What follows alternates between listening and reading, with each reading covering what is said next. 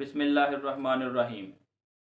आज मैं हाथ और पाँव के सुन्न होने के बारे में डिस्कस करूँगा, क्योंकि अक्सर ख़वातीन इसके बारे में परेशान रहती हैं कि रात के औकात में उनके हाथ और पाँव जो हैं वो सुन्न हो जाते हैं।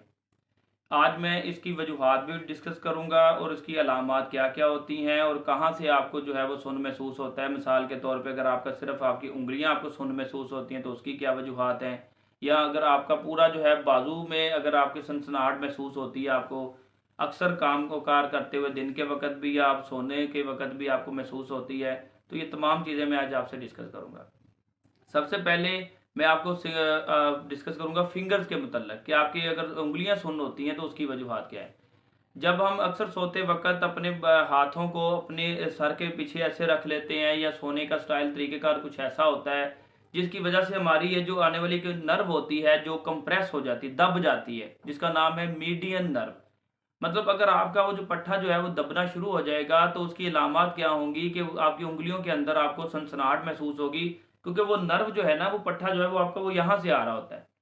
वो आपके अंगूठा हो गया और ये जो 2 उँगलियाँ हैं, ठीक है? और ये वाली जो उँगली है वो आधी तक, यहाँ तक जो है अगर वो आपको सनसनाहट महसूस होती है तो आपको समझना चाहिए कि आपकी मीडियन नर्व जो है वो दब रही है, कहीं न कहीं से कंप्रेस हो रही है। इस डिज़ीज़ का अगर आप नाम जानना चाहेंगे तो उसे कहते हैं जी कार्पल टनल सिंड्रोम। इसके अंदर आपको जो प्रॉब्लम नज़र आती है उसका सलूशन ये होगा कि आपको सबसे पहले तो सोने का थोड़ा-सा तरीक़ेकार आपको थोड़ा-सा चेंज करना पड़ेगा कि आपकी नर्व के ऊपर जो है वो प्रेशर ना आए। इसके साथ-साथ मैं दूसरा डिस्कस करने लगा था कि अगर आपको बाजू पूरे के अंदर आपको सनसनाहट जो है वो महसूस होती है कि आपका बाजू लगता है आपको सुन्न हो गया है, तो उसकी वजूहात में सबसे पहले तो रेडिकुलोपैथी, जिसको अगर हम सर्वाइकल ये जो रीजन होता है हमारा, इसको गर्दन का हिस्सा है, इसको हम सर्वाइकल रीजन बोलते हैं। तो अगर वहाँ से जो नर्व निकल रही होती है, जहाँ से वो पट्टा निकल रहा होता है, वहाँ से किसी भी वजह से, किसी बीमारी की वजह से, मतलब कोई डिस्क का आपको प्रॉब्लम आ रहा है, ठीक है? जैसा कि डिस्क बल्ज हो रहा है या हर्निएशन वगैरह आ रही है, उसकी वजह से वहाँ से जो नर्व निकल रही होती है, वहाँ से पिंचिंग यानी कि वो दब जाती है, जिसकी वजह से आपको जो सनसनाहट है पूरे आपके बाजू के अंदर, कमज़ोरी भी महसूस होती है, ठीक है? इवन कि आपको ऐसे लगता है कि जैसे कोई चीज़ उठाते हैं तो पकड़ी नहीं जाती, आपकी जो ग्रिप है, मजबूती है हाथों की, वो भी आपको कम महसूस होना शुरू हो जाती है। सेम तरीक़ेकार ऐसा ही जो है वो टाँगों के साथ भी होता है कि जो नर्व का मैं आपसे बयान कर रहा हूँ।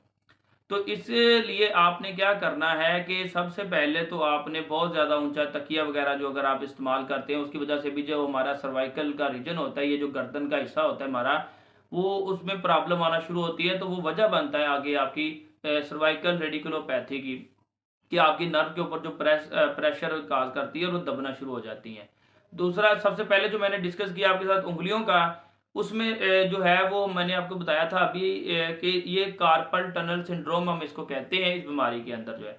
अच्छा, अगर मैंने इसको इसको नहीं डिस्कस किया था तो मैं आपको ये भी साथ बताता चलूँ कि अगर आपकी ये वाली जो उँगली है, अगर आपको ये भी सुन्न महसूस होती है तो इसके लिए आपकी जो नर्व है, पट्टा है, वो और होता है। इसको सप्लाई और पट्टा देता है, जिसका नाम हम कहते हैं जी अल्नर नर्व, जिसको हम कहते हैं।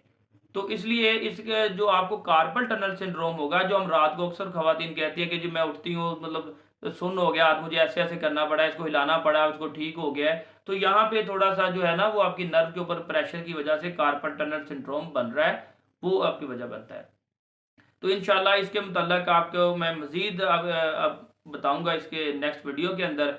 तब तक के लिए अपना ख़्याल रखें। अल्लाह हाफ़िज़।